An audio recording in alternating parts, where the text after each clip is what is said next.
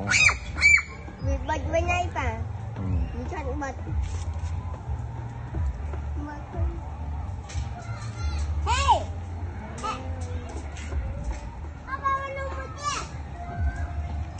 Bà biết cho nhâm ấy nữa. Tình án mau ban cần ngọc ba cái ní ba cái rùm.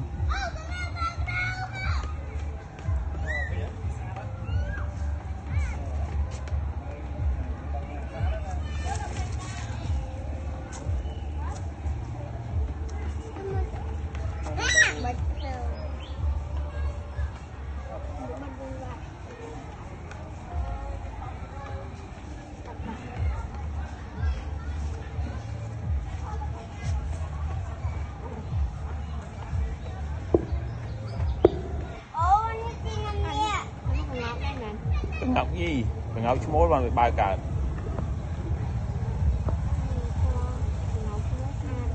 Ní là trắng này. Ní trắng. Mối bằng trắng về bằng hai riêng vía. Chẹ nhì. Nó ba kia là. Ba cái này. Hello. Hello.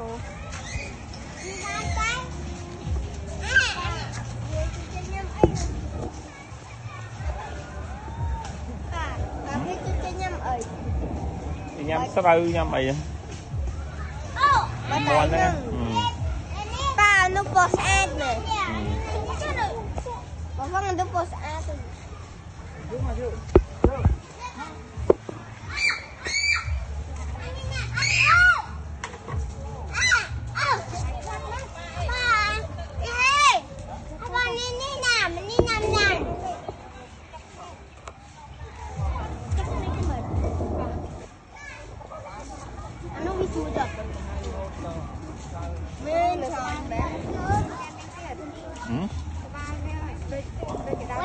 Chị Quan tạo lại trình.